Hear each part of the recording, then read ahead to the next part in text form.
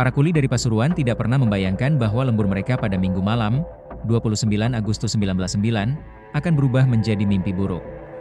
Malam itu mereka bekerja seperti biasa di dekat Kali Besuk, kaki Gunung Semeru untuk menimbun tanggul, memperbaiki rel kereta, dan menata bantalan besi yang rusak. Awalnya semua tampak normal. Namun sekitar tengah malam, suasana berubah drastis ketika suara dentuman keras terdengar dari arah Semeru. Asap tebal mengepul dari puncak, tanda gunung tertinggi di Jawa itu baru saja meletus. Belum sempat mereka memproses kepanikan, teriakan dari tepi sungai membuat mereka membeku.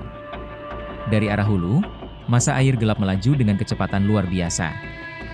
Dalam beberapa detik saja, campuran lumpur, pasir, kerikil, batang pohon, hingga puing rumah-rumah langsung menghantam dataran di sekitar jembatan. Sungai seakan lenyap, digantikan aliran hitam pekat. Seperti tsunami raksasa yang muncul, kata salah satu kuli kepada The Locomotive, 3 September 1909. Arus bandang itu menggulung apa saja. Batang pohon sebesar tiang menghantam jembatan. Rumah-rumah di tepi kali terseret tanpa ampun. Arus meluber ke jalan raya, menelan rel kereta dan menimbun bantalan besi.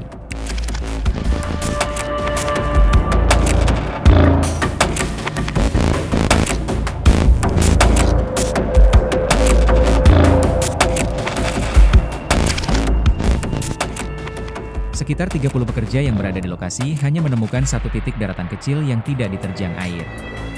Disitulah mereka berkumpul, sembari kebasahan, kedinginan, dan hanya bisa mendengarkan suara dentuman kayu bercampur gulungan lumpur yang terus bergerak tanpa henti.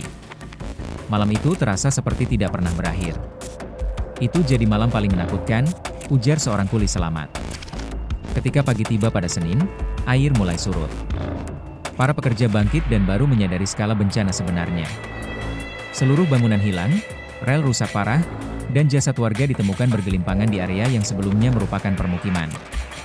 Barulah kemudian diketahui bahwa bencana itu merupakan akibat langsung dari letusan besar Gunung Semeru pada 29 hingga 30 Agustus 1909. The Locomotive, 6 September 1909, menulis bahwa letusan hanya terjadi sekali, tetapi efek destruktifnya sangat besar. Material vulkanik meluncur menghantam lereng-lereng, sementara lahar yang tertahan di dalam kawah diduga meluap karena tekanan tinggi sebelum akhirnya turun sebagai banjir lahar eksplosif. Para kuli menyebutnya sebagai tsunami, sebab tidak mengetahui fenomena teknis tersebut sebenarnya banjir lahar efek aktivitas vulkanis. Akibatnya, kerusakan sangat meluas. Perkebunan tebu dan tembakau hancur total. Sawah-sawah tertimbun pasir. Ternak mati. Rumah, pabrik, hingga bangunan fasilitas umum runtuh. Mayat dilaporkan ditemukan di banyak lokasi. Kini, lebih dari 1 abad kemudian, erupsi Semeru pada Rabu 19 November 2025 kembali menjadi pengingat gunung ini menyimpan kekuatan destruktif yang bisa muncul sewaktu-waktu. Semeru pernah menyapu seluruh lembah hanya dalam 1 malam. Tentu saja, kejadian sejarah itu masih relevan hingga hari ini dan harus menjadi pengingat akan pentingnya mitigasi bencana.